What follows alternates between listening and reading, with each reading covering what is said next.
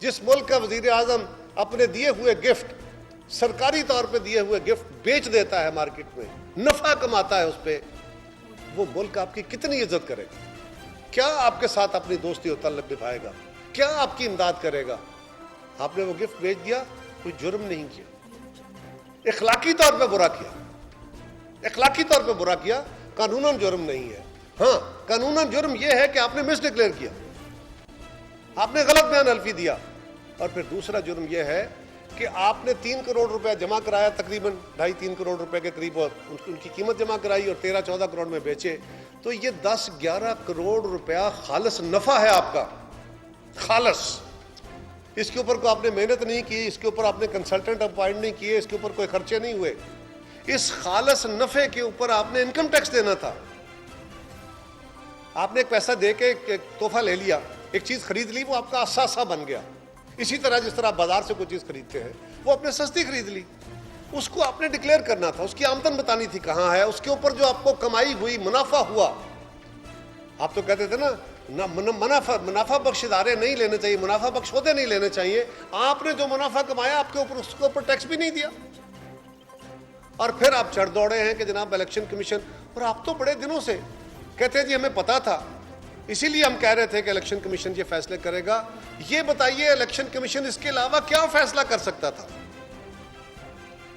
یعنی تحفے آپ نے لیے، ڈکلیئر نہیں کیے، آپ نے بیچے، ڈکلیئر نہیں کیے، آپ نے اپنے اکاؤنٹ میں شو نہیں کیے، کیا آپشن تھی الیکشن کمیشن کے پاس؟ اسی لیے 5 کے 5 ممبرز نے اس کو دستخط کیا۔ کیا آپشن تھی؟ یہ واضح قانون ہے۔ اور یہ کہنا کہ جی ایک بڑے پاپولر لیڈر کو، بڑی جماعت کے سربراہ کو جناب ہٹا دیا گیا ہے، اس کا مطلب یہ ہے کہ اس ملک کے لوگوں سے اب عدالتی فیصلے ہوں گے۔ وہ بھائی اگر سیاسی فیصلے کرنے ہیں، حکمرانی کے فیصلے کرنے ہیں، تو پھر عوامی فیصلے ہوں گے، پھر عوام فیصلے کرے گی۔ لیکن اگر قانون کے فیصلے ہونے ہیں تو پھر اس کے لیے متعلقہ فورم قانون کے فورم ہے، وہ الیکشن کمیشن ہے، وہ عدالتیں ہیں۔ کل بھی ہماری اعلیٰ عدلیہ کے ایک جج صاحب نے بڑی اچھی باتیں کہیں، اور انہوں نے یہ بھی کہا کہ چہرے دیکھ کے، عہدے دیکھ کے، بڑے لوگ دیکھ کے، دباؤ دیکھ کے فیصلے نہیں ہونے چاہیے، فیصلے قانون اور انصاف کے تحت ہونے چاہیے۔ لہذا اس فیصلے میں آپ حکومت کو کہہ رہے ہیں، کل عدالت نے آپ کے خلاف فیصلہ دیا، آپ عدالت کو اوپر چڑھ دوڑیں گے۔ یہ بتائیے کہ کیا ملک چلانے کے لیے آپ ہر ادارے کو ڈیمولش کریں گے؟ پارلیمنٹ کے خلاف آپ، عدلیہ کے خلاف آپ، فوج کے خلاف آپ، الیکشن کمیشن کے خلاف آپ، سیاسی جماعتوں کے خلاف آپ۔ وہ بھائی جان یہ تو بتا دیں کہ آپ ملک کو کس سے چلانا چاہتے ہیں؟ آپ کہاں سے انقلابی آ گئے؟ آپ اپنے دائیں بائیں آگے پیچھے سب لوگ دیکھیں کیا ہیں، آپ کیا کلین ہیں، آپ کے فیصلے سامنے آ گئے۔ اس سے پہلے بھی بہت ساری چیزیں آ چکی ہیں، اب اس نے تو اور بتا دیا آپ کا۔ اب مجھے اچھا نہیں لگتا، میں بھی خان صاحب کی طرح چور ڈاکو کی ایک اصطلاح ہے، اس طرح کی تو بے شمار باتیں ان کے لیے کہی جا سکتی ہیں، سٹگماز ان کے ساتھ لگائے جا سکتے ہیں، ان کو بھی بڑی بڑی عجیب رنگ میں مخاطب کیا جا سکتا ہے، لیکن یہ طرز تخاطب ان کو مبارک ہو۔ بٹ سوال یہ ہے کہ کیسے یہ ملک کیسے چلے گا؟ کیا آپ کی خواہشوں کے مطابق؟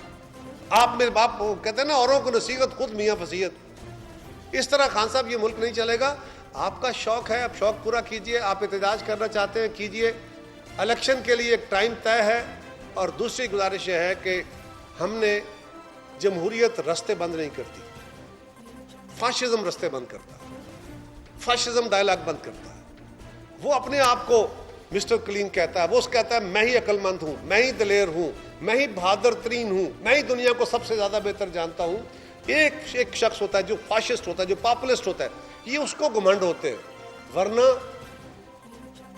مدینے کی ریاست کا نام لینے سے کام نہیں چلتا، مدینے کی ریاست کے اصولوں کو طے کرنا پڑتا ہے، اور اس کا طریقہ کار یہ ہے کہ مشاورتی عمل سے آگے بڑھا جاتا ہے۔